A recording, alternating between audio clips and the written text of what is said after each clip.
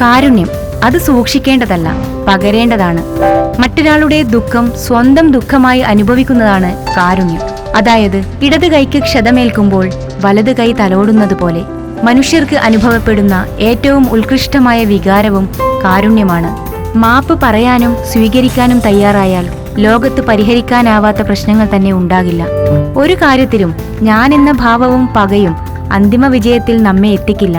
എന്നാൽ നിർബന്ധിച്ചോ ബലം പ്രയോഗിച്ചോ വരുത്തേണ്ട ഒന്നല്ല കാരുണ്യം. അത് ഹൃദയത്തിൽ തട്ടി വരേണ്ടതാണ്. ആ കാരുണ്യമാണ് ഈ ലോകത്തിന് ആവശ്യമായിട്ടുള്ളതും. ത്യാഗത്തേക്കാൾ മഹത്തരമാണ് കാരുണ്യം. മറ്റുള്ളവരുടെ സുഖദുഃഖങ്ങൾ സ്വന്തം സുഖവും ദുഃഖവുമായി കാണുന്ന മനസ്സിലെ കാരുണ്യം ഉദിക്കൂ. അവിടെ മാത്രമേ സ്നേഹവും സേവന സന്നദ്ധതയും ഉണ്ടാകൂ. ഏത് മനസ്സിലാണോ എളിമയും സ്നേഹവും ഉള്ളത്, ആ മനസ്സിലെ വളർച്ച ഉണ്ടാകൂ. ഏതൊരു വ്യക്തിയുടെ വിഷമാവസ്ഥയിലാണോ ഒരൽപ്പം കാരുണ്യം പകർന്നു കൊടുക്കാൻ നമുക്ക് കഴിയുന്നത്, അത് ആ വ്യക്തിയുടെ ജീവിതത്തിൽ തീർച്ചയായും ഒരുപാട് മാറ്റങ്ങൾ വരുത്തിയിരിക്കും.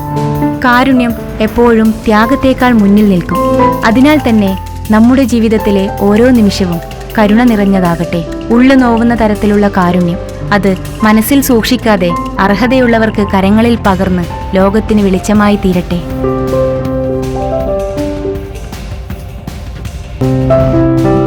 മനുഷ്യജീവിതത്തിന്റെ ഒഴിച്ചുകൂടാൻ വയ്യാത്ത ഭാഗമാണ് പ്രശ്നങ്ങളും വെല്ലുവിളികളും. പ്രശ്നങ്ങൾ അഭിമുഖീകരിക്കേണ്ടി വരുമ്പോൾ നമ്മൾ പതറിപ്പോകാം, നിരാശയിലും ഭയത്തിലും ആണ്ടുപോകാം. എന്നാൽ ഒരു കാര്യം നമ്മൾ വിസ്മരിക്കരുത്, പ്രതികൂല സാഹചര്യങ്ങളെ നേരിടാനുള്ള ശക്തി നമ്മുടെ ഉള്ളിൽ തന്നെയുണ്ട്. പ്രയത്നിക്കാനുള്ള മനസ്സും ശുഭാപ്തി വിശ്വാസവും ഉണ്ടെങ്കിൽ ആ ശക്തിയെ നമുക്ക് ഉണർത്താൻ സാധിക്കും. എന്നും ചെറിയ ചെറിയ ഭാരം മാത്രം പൊക്കിക്കൊണ്ടിരുന്നാൽ ചാമ്പ്യനാകാൻ സാധിക്കില്ല. ചാമ്പ്യനാകണമെന്ന് ആഗ്രഹിക്കുന്നുവെങ്കിൽ താൻ ഉയർത്തുന്ന ഭാരം ക്രമേണ വർദ്ധിപ്പിക്കണം. അങ്ങനെ നിരന്തരം ശ്രമിക്കുന്നവർ മാത്രമേ ഏതു രംഗത്തും വിജയിച്ചു കാണുന്നുള്ളൂ. പ്രശ്നങ്ങളും പ്രതിസന്ധികളും നമ്മുടെ ആന്തരിക ശക്തിയെ കണ്ടെത്താനും ഉണർത്താനുമുള്ള നിമിത്തങ്ങൾ മാത്രമാണ്. ഈ ഒരു കാഴ്ചപ്പാടോടെ ഓരോ പ്രതിസന്ധിയെയും സ്വീകരിക്കാൻ നമുക്ക് കഴിയണം. എവിടെ പ്രതീക്ഷയും പ്രയത്നവുമുണ്ടോ അവിടെ വിജയം സുനിശ്ചിതമാണ്.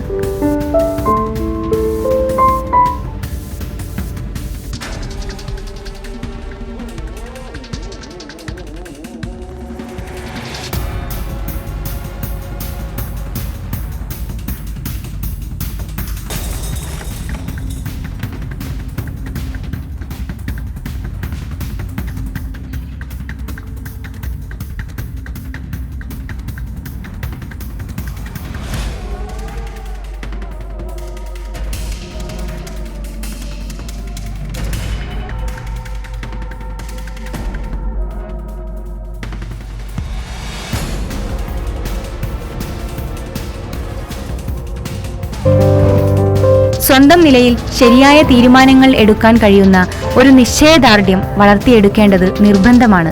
മറ്റുള്ളവരുടെ അഭിപ്രായമനുസരിച്ച് തീരുമാനങ്ങൾ എപ്പോഴും മാറ്റിമറിക്കരുത്. മറ്റുള്ളവർ തട്ടുമ്പോൾ നിന്നുകൊടുക്കുന്ന ഒരു കളിപ്പാവയായി നാം അധപ്പതിക്കാനും പാടില്ല. നെല്ലും പതിരും കളയും വിളയും നന്മയും തിന്മയും തിരിച്ചറിഞ്ഞ് വിവേകത്തോടെ പ്രവർത്തിക്കുമ്പോൾ ശരിയായ തീരുമാനങ്ങൾ പിറക്കുകയും വിജയം കൈവരിക്കുകയും ചെയ്യാം. നമ്മുടെ മനോതലത്തിലൂടെ പലവിധ ചിന്തകൾ സദാസമയവും കടന്നുപോയിക്കൊണ്ടിരിക്കുന്നു. ആ കൂട്ടത്തിൽ നമ്മെ ഉയർത്തുന്ന ചിന്തകളും താഴ്ത്തുന്ന ചിന്തകളും ഉണ്ടാകുന്നുണ്ട്. അതിൽ നമ്മെ അധപ്പതിക്കുന്ന ചിന്തകളെ ത്യജിച്ച് പുരോഗതിയിലേക്ക് നയിക്കുന്ന ചിന്തകളെ സ്വീകരിക്കേണ്ടതുണ്ട്. ചിന്തകളുടെ ശക്തിയും അവ നമ്മിൽ ചെലുത്തുന്ന സ്വാധീനവും എത്രയോ വലുതാണ്. നമ്മുടെ മനസ്സിന് അപാരമായ ശക്തിയുണ്ട്. പക്ഷേ ഈ ശക്തിയെക്കുറിച്ച് മിക്കവർക്കും വേണ്ടത്ര അവബോധമില്ല. ഇച്ഛാശക്തി കൊണ്ട് കീഴടക്കാൻ പറ്റാത്തതായി ഈ ലോകത്തിൽ ഒന്നും തന്നെയില്ല. ഒന്നിനെക്കുറിച്ച് വളരെ തീവ്രമായി നാം ആഗ്രഹിച്ചാൽ അത് നമ്മെ തേടിയെത്തും എന്ന കാര്യം എപ്പോഴും ഓർക്കുക. ആവർത്തിച്ചുള്ള ചിന്തയും അത് സഫലമാക്കുന്നതിനുള്ള അവിരാമമായ പ്രയത്നവും ജീവിതത്തിന്റെ ഭാഗമാക്കിയാൽ മാത്രം മതി. വിജയം നമ്മെ തേടിയെത്തും.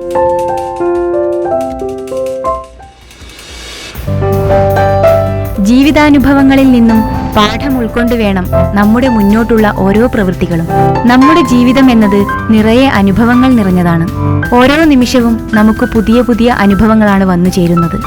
ചിലർ അനുഭവത്തിലൂടെയും പഠിക്കില്ല എന്ന് മറ്റു ചിലർ പറയാറുണ്ട്. അതിന്റെ പ്രധാന ഘടകം അനുഭവങ്ങളും തിരിച്ചറിവുകളും നാം ഉൾക്കൊള്ളാത്തതുകൊണ്ടാണ്. നമുക്ക് ലഭിക്കുന്ന ഓരോ അനുഭവങ്ങളും നമ്മുടെ ജീവിതത്തിൽ മുന്നോട്ട് സഞ്ചരിക്കാനുള്ള പുതിയ പുതിയ അറിവുകൾ തന്നെയാണ്. ആ അറിവുകൾ മുൻപോട്ടുള്ള ഓരോ കാൽവെപ്പിലും ഓരോ പാഠപുസ്തകമാകുന്നു. അനുഭവങ്ങളും അറിവുകളും നൽകുന്ന നല്ലൊരു പാഠപുസ്തകമാണ് പിന്നീട് നമുക്ക് ജീവിതത്തിലെ ഓരോ ഘട്ടത്തിലും പുതിയ തിരിച്ചറിവുകൾ നൽകുന്നത്. അത് ജീവിതത്തിൽ നമുക്ക് പ്രധാന വഴികാട്ടിയാകുന്നു.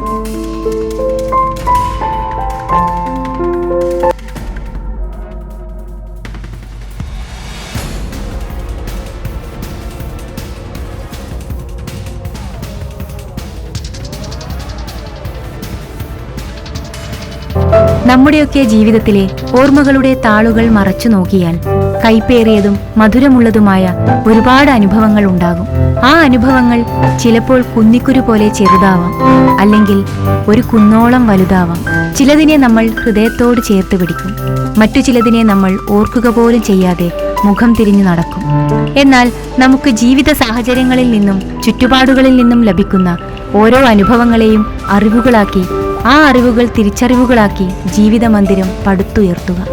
അതെ, അതുതന്നെയാവണം ജീവിതമെന്ന പാഠപുസ്തകത്തിലെ ഓരോ പാഠങ്ങളാണ് ഓരോ അനുഭവങ്ങളും. ആ അനുഭവ പാഠങ്ങൾ ഉൾക്കൊണ്ട് തന്നെയാവണം നമ്മുടെ മുന്നോട്ടുള്ള ജീവിതത്തിന്റെ ഓരോ യാത്രകളും. എങ്കിൽ ആ യാത്ര താളം തെറ്റാതെ ഏറെ ദൂരം നമുക്ക് സഞ്ചരിക്കാൻ പറ്റും. തകർച്ചകൾ ഉണ്ടാകില്ല.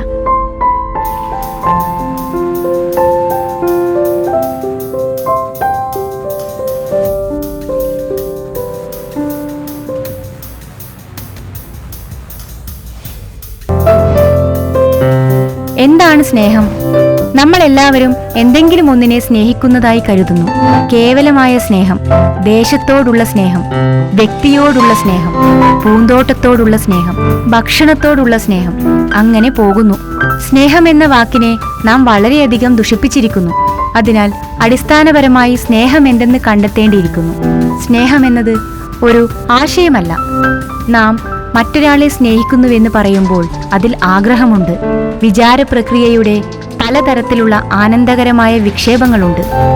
സ്നേഹമെന്നാൽ ആഗ്രഹമാണോ ആനന്ദമാണോ കണ്ടുപിടിക്കണം. സ്നേഹത്തിൽ ഭയമുണ്ടോ എന്നും. സ്നേഹമുള്ളിടത്ത് പകയും അസൂയയും ഉത്കണ്ഠയും സ്വന്തമാക്കാനും അധീനപ്പെടുത്താനുള്ള ത്വരയുമുണ്ടായിരിക്കും. ഒന്നും പ്രതീക്ഷിക്കാതെ ആഗ്രഹിക്കാതെ സ്നേഹിക്കണം. അതിന് വിശുദ്ധിയുണ്ട്, ആനന്ദമുണ്ട്.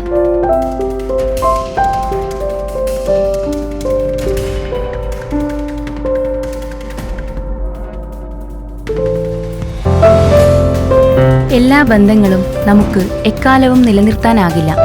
ചില ബന്ധങ്ങൾ കാലത്തിൻ്റെയും അനുഭവങ്ങളുടെയും ഉരകല്ലിൽ ഉരച്ചു നോക്കിയ ശേഷം മാത്രം തുടരേണ്ടവയും വളർത്തേണ്ടവയും ഉണ്ട്. നാം വളർത്തി വലുതാക്കുന്നവരെല്ലാം വിശ്വസ്തരാകണമെന്നില്ല. എല്ലാ സഹയാത്രികരും സഹാനുഭൂതി ഉള്ളവരാണെന്നും കരുതരുത്. ചിലരെല്ലാം താൽക്കാലിക നേട്ടങ്ങൾക്ക് വേണ്ടി അടുത്തുകൂടുന്നവരാകാം. നമ്മോട് ചുറ്റിപ്പറ്റി നിൽക്കുന്നവർ ഒരുക്കുന്ന ചതിക്കുഴികളാണ് കൂടുതൽ അപകടകരം. അവ മുൻകൂട്ടി കാണാനാകില്ല. അടുത്തു നിൽക്കുന്നവരെ അറിയാനുള്ള ദീർഘവീക്ഷണം ആണ് അകലെ നിൽക്കുന്നവരെ അളക്കാനുള്ള ഭൂതക്കണ്ണാടിയേക്കാൾ ആവശ്യം. ഒരബദ്ധം തെറ്റല്ല, വീണ്ടും അതേ അബദ്ധം ചെയ്യുന്നതാണ് തെറ്റ്. അനുഭവത്തിൽ നിന്ന് പഠിക്കാത്തവരെയും തിരുത്താത്തവരെയും നന്നാക്കാൻ ആർക്കും കഴിയില്ല. എല്ലാം സ്വന്തം അനുഭവത്തിൽ നിന്ന് തന്നെ പഠിക്കണമെന്ന് വാശി പിടിക്കേണ്ട. മറ്റുള്ളവരുടെ അനുഭവത്തിൽ നിന്നുകൂടി പഠിക്കാൻ തയ്യാറാകുന്നവരാണ് അനുഗ്രഹീതർ.